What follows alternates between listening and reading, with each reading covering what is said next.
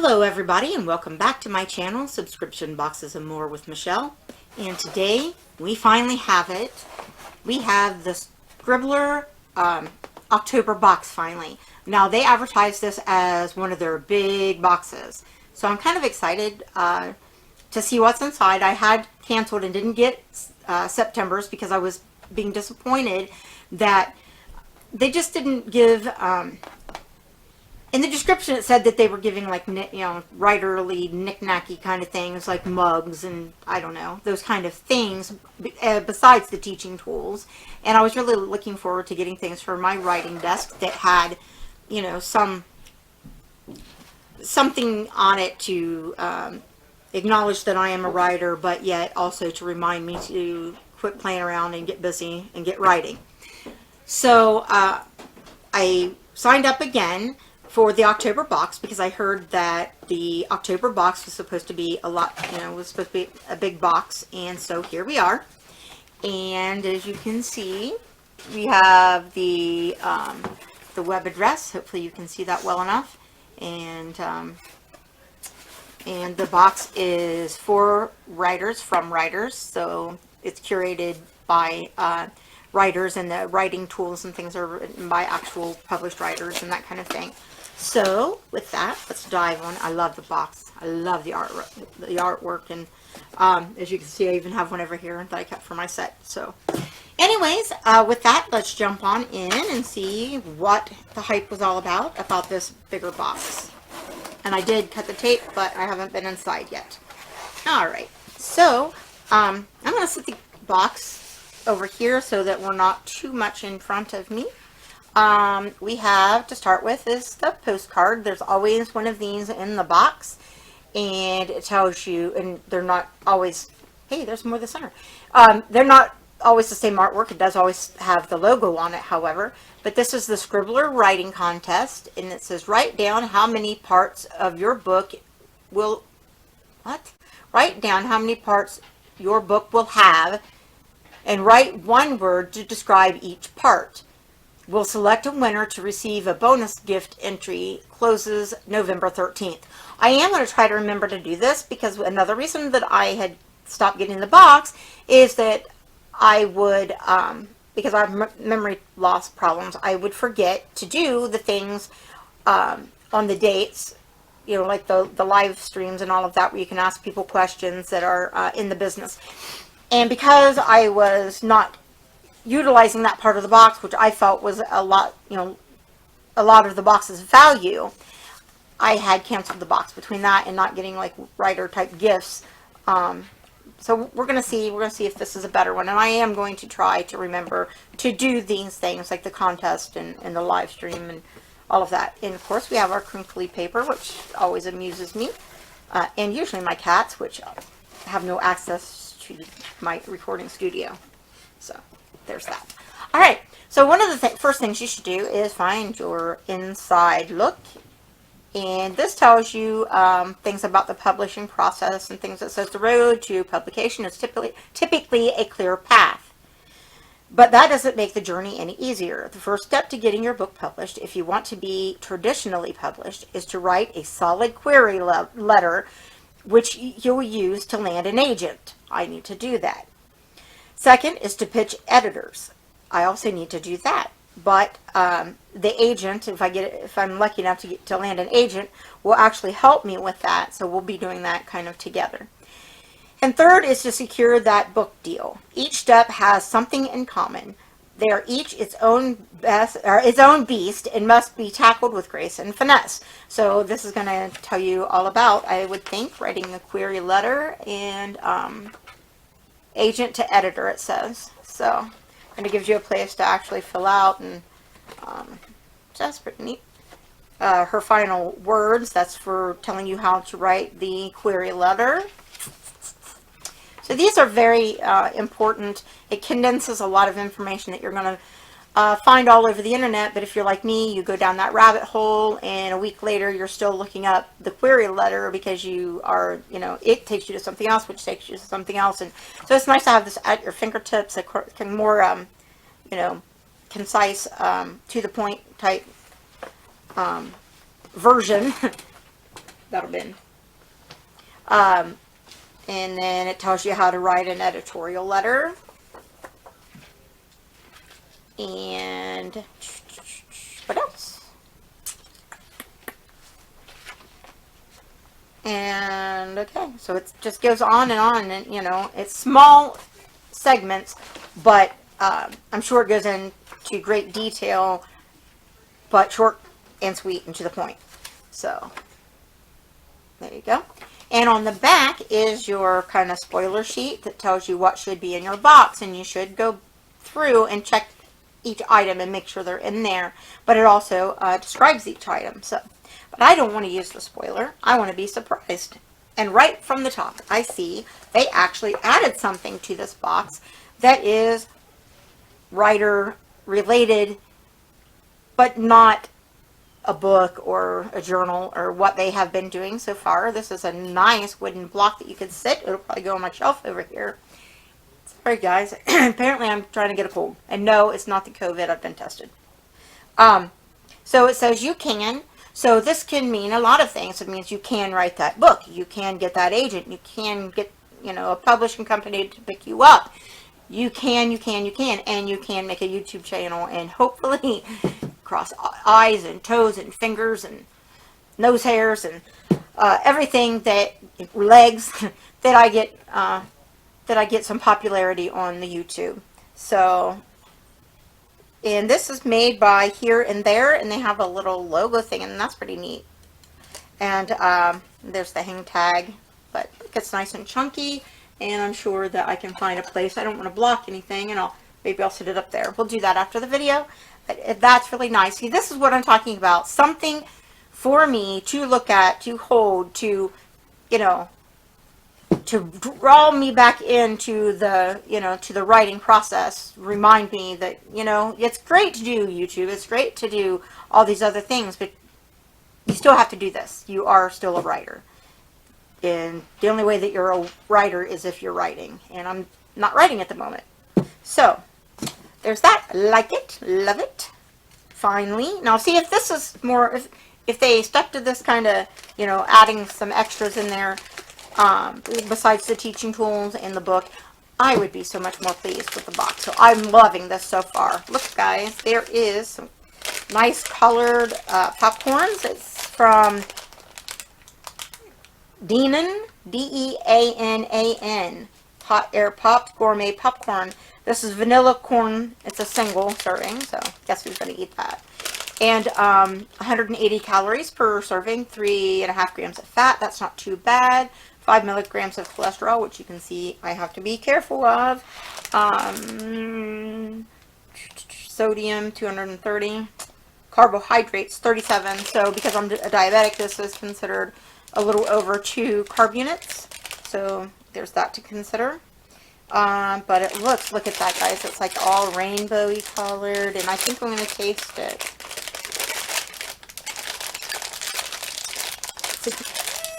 Okay. I got it. All right. So my favorite color is pink, so I'm going to try a pink one. They're all vanilla. That's really, well, I don't want to say fresh because, you know, obviously they didn't pop it today. But you can't really tell that. And it's not terrible, terrible sweet. It's just enough sweetness with a hint of vanilla. I'm really liking that. My camera person's going to taste it as well and let you know. That is good. That is good. All right. And, like, I may be a little kid, but, like, I don't really like too much sweetness to stuff either. And yeah, so, guys, I would buy this all the time. Yeah, that's good. All right. There is a magnet. And it's, like, again, nice to get something that reminds you to be writing. And so this says, write what you should. Nope, that's not what it says. It says, write what should not be forgotten. Isabel Allende, something. I'm sorry. I know, Isabel, I really butchered your name. But anyways, write what should not be forgotten. I like that. I like that a lot. I'm trying to choke on a piece of popcorn. Alright.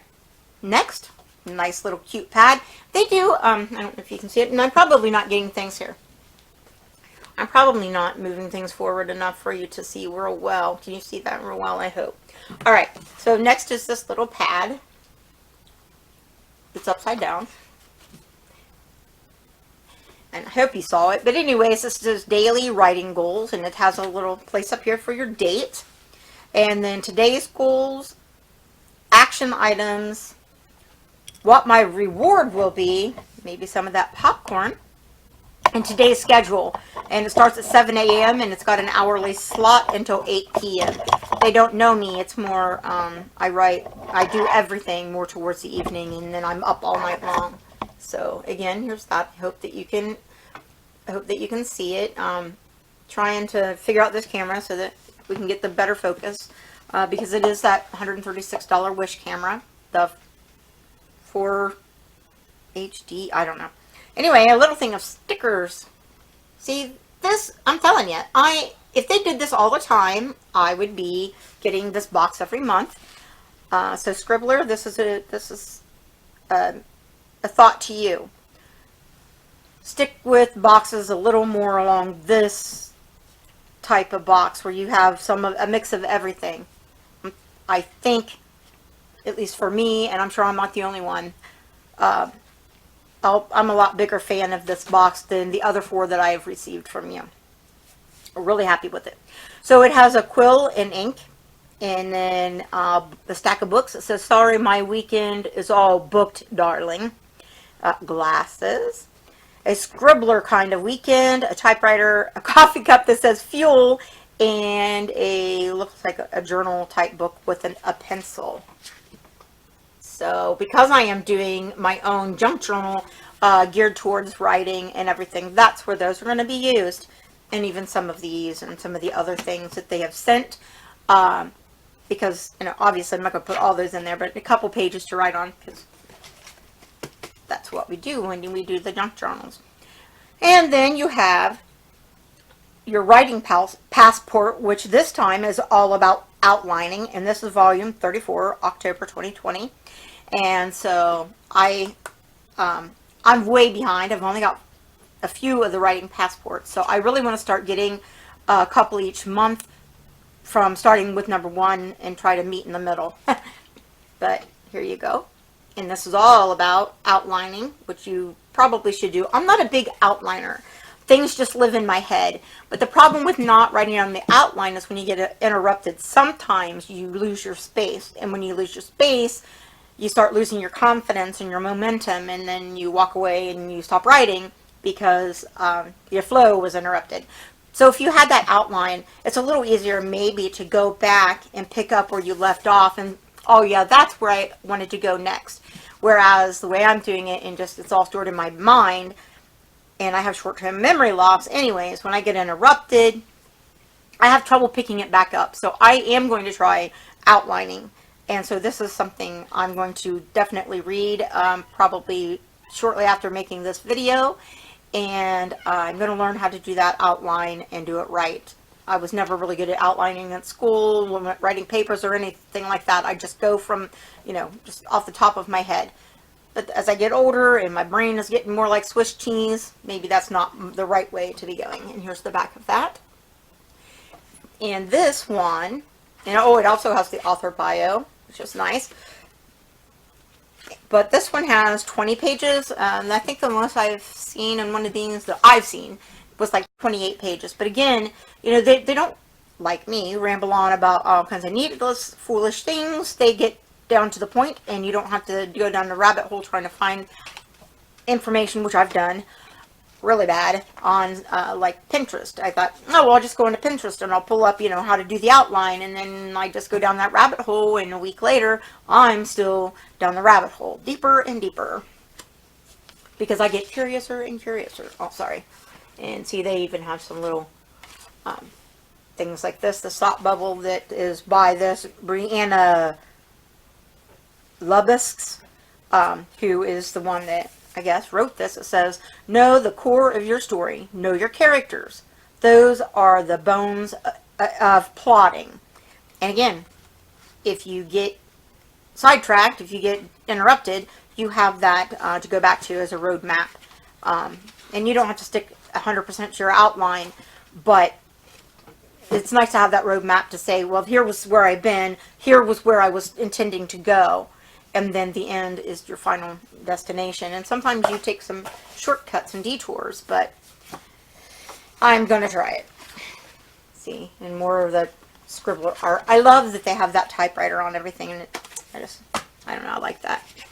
All right, so next you have your invited. So on the 17th of November at 3 p.m., you are invited to an exclusive chat with literary agent Abby Saul.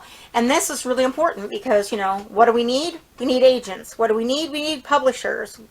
You know, what do we need? We need writing tips. We need all of these things. And if we're not guilty, if we are not utilizing this live that they offer every month with somebody different, and their writing contest and all of that, you're really shooting yourself in your foot, and you're not getting the full benefit of this box. Probably the most important feature of this whole box is the ability to go on and talk to these people. And even if you don't get your question, even if you get lost in the list and your question doesn't get answered, somebody else is probably going to ask that question. Maybe somebody else will answer that question. I don't know. In the comments, it could happen. Or, you know, you may get other information that you didn't even know you needed until somebody else asked that question. So really, use this tool. It is indispensable, I am sure. But I keep forgetting, and this time, by golly, I'm going to remember. Remind me, guys. Remind me. I shouldn't point. That's not nice. Do the Disney point. All right. See? And that's why I don't get things done. My fingers are also numb from neuropathy, so I drop everything. All right. Next. Fluffies. Okay. The last things in this box is from Brianna Labuskes, Labuskes. I am sorry, Brianna, however you say your name. I like Brianna, but, you know,